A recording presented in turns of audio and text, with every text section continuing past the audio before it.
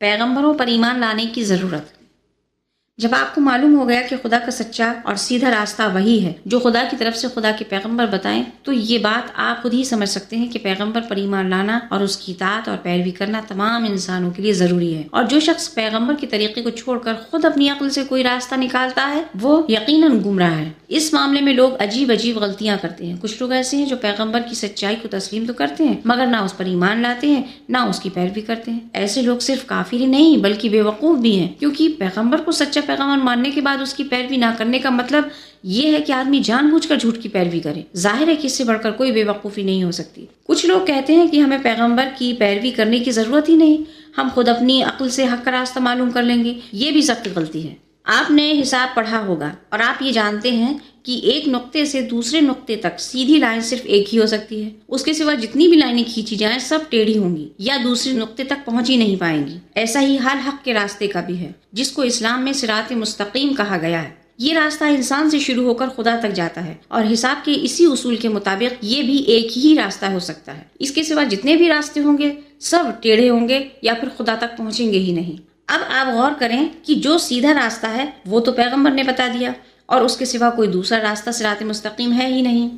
اس راستے کو چھوڑ کر جو شخص خود کوئی راستہ تلاش کرے گا اس کو دو صورتوں میں سے ایک صورت ضرور پیش آئے گی۔ یا تو آپ کو خدا تک پہنچنے کا کوئی راستہ ملے گا ہی نہیں، اور اگر ملے گا بھی تو پھر بہت پھیر کا راستہ ہوگا۔ پہلی صورت میں تو اس کی تباہی ظاہر ہے، رہی دوسری صورت تو اس کے بھی حماقت ہونے میں شک نہیں کیا جا سکتا۔ ایک بے عقل جانور بھی ایک جگہ سے دوسری جگہ جانے کے لیے ٹیڑھے میڑھے راستے چھوڑ کر سیدھے راستے کو اختیار کرتا ہے۔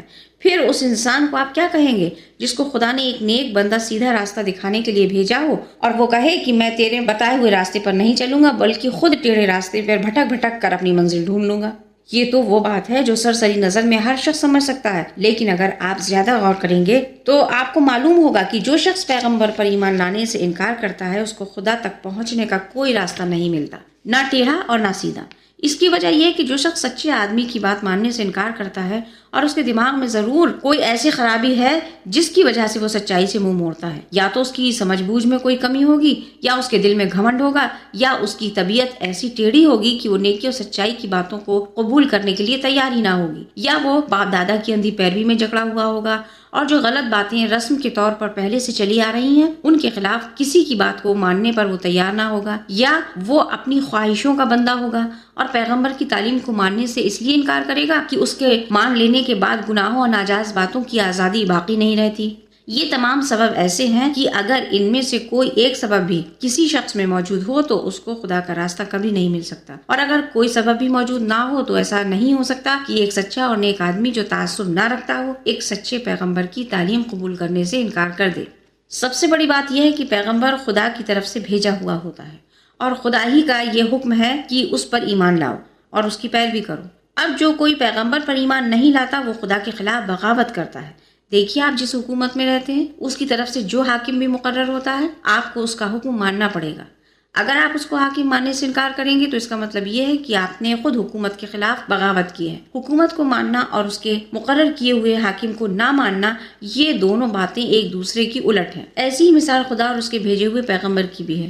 خدا تمام انسانوں کا اصل بادشاہ ہے۔